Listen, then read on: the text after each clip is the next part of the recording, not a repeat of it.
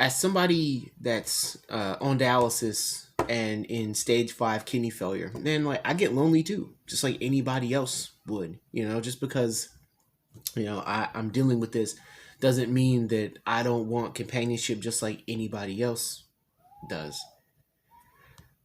But the solution to my problem that somebody gave me was to join a dating site. And I'm like, oh yeah, because that's going to be a real confidence booster. It would almost feel dishonest, you know, to get somebody to go out with me and then, they're going out with me under the false pretenses that I'm just a regular person.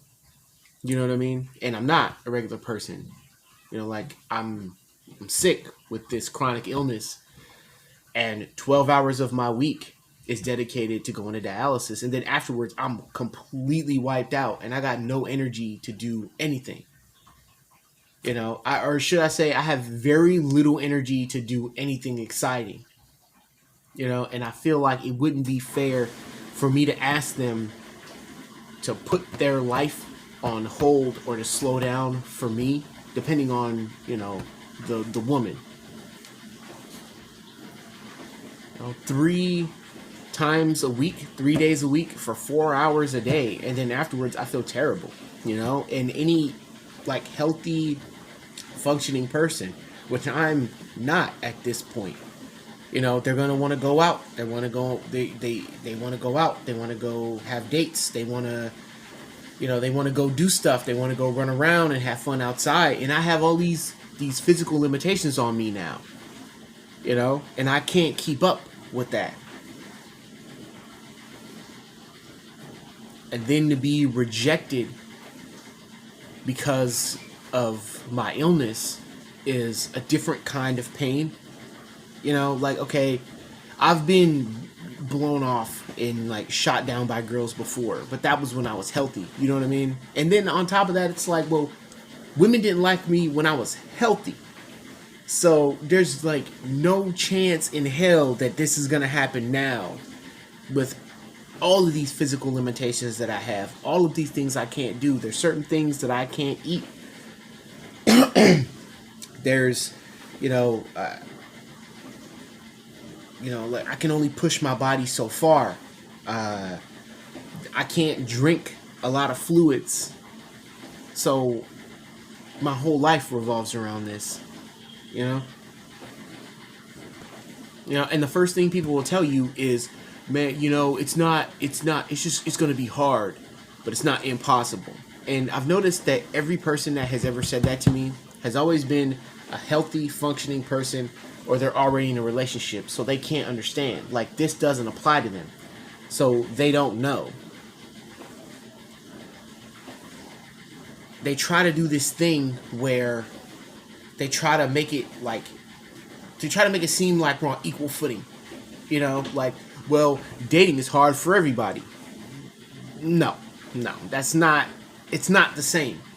Like, dating with a chronic illness that you have to devote your entire life to is not the same as being a normal functioning person that has no physical limitations on them.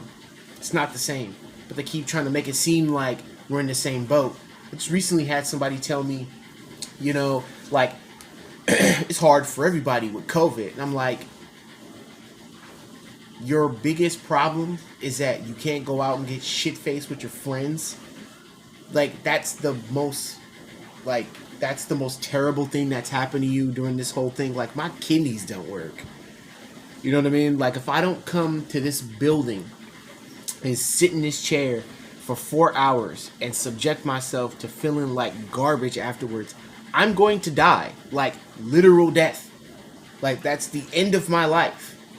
Somebody that doesn't have those kinds of restraints can't understand that. And this can be very, very isolating. And you get very lonely. It's like you want this thing, but then it's like you have all of this other stuff. And you have all this other stuff going on, and it seems insurmountable. Before all this, I was in a really good place. Like I did, I did martial arts for a number of years. My confidence was at an all-time high. I was feeling good. I was looking good. Like I was, and then this happened. Like the HLH, the kidney disease, the dialysis, and it shattered my confidence. It shattered the confidence about how I look. It shattered my confidence about how I feel. It did everything. And now I'm in this sort of like weird space where I know I should just give up and just accept this. And there's a part of me that doesn't want to let go of who I was. And I don't know if it's a thing where that struggle will ever end. You know, you meet all of these like women, these, great women at in these places. And it's like, if you only could have seen me in my prime when I was good, you know, like I can't speak for anybody else, but when I'm sitting in the chair and I'm surrounded by all these like hot young, nurses and technicians, man, I get embarrassed. Because at one time I considered myself one of them. Not like the hot young part, but like I considered myself somebody who was a healthy, normal, functioning member of society, and now I'm not. And then they look at you with either pity or indifference. You're just a patient to them. Like they don't really care about you. Like if I disappeared or died, like they wouldn't care, you know?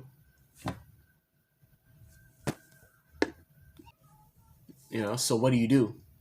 Do you ask a woman out and then withhold that information? Or do you tell her right out of the gate, hey, listen, this is what's going on with me? Or do you go out with them under false pretenses of, okay, I'm going to manipulate the situation. I'm going to have them think that I'm normal. And then I'm going to tell them, hey, listen, I have this chronic illness, and like I'm gonna need you to make all of these adjustments for me.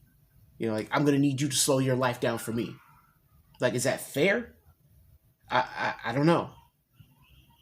Like, do you let them start liking you before you tell them, or do you tell them right out of the gate with the full understanding that they might reject you because of that reason? And you like to think that you have something to offer, but when somebody rejects you because of something that was completely out of your control, it's a blow to your confidence. And I don't care how confident you are, it's a blow to your confidence. And it makes you feel like a sick person. Even though you get all these sick people talking about how, like, well, I'm not my disability. How aren't you? Your entire life revolves around this one thing. Like, if you're in a wheelchair, like, you're not a normal person. Like, I have kidney disease. Like, I'm not a normal person. My entire life revolves around this thing. So what do? What's the answer? And even if they say they're cool with it, there might come a time where I end up in the hospital, or I might have a really bad reaction to some medication or an accident or something like that. I go into full kidney failure and I end up in the hospital for a week or two. And then they're like, oh, well, I can't deal with this. I can't deal with this. So I need to be with somebody that doesn't have all these like built-in ready-made problems. I thought I was cool with it. It's just like going out.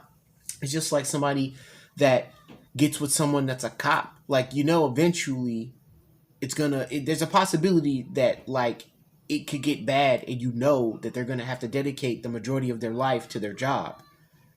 And at first it sounds good, of like, oh yeah, I can deal with it. But then when it gets too heavy, then they want out. And then there's that feeling of abandonment. And I've experienced that before. I've experienced that my whole entire life. you know, with trying to deal with the opposite sex. But like this kind of abandonment is different. You know, because I already feel alone. I already feel isolated. I'm already on the outside looking in at everybody else because nobody has my specific perspective about this. So I'm already an outsider. And then to have somebody that will tell me that they're cool with it and then bow out when things get too hard, that would be devastating. And I don't know if I'm ready to do that to myself. So these are just, you know, feelings that I've had, thoughts, you know, about companionship and wanting to be with somebody, but then there's all these things that creep in. So until next time, thanks for listening. Thanks for watching.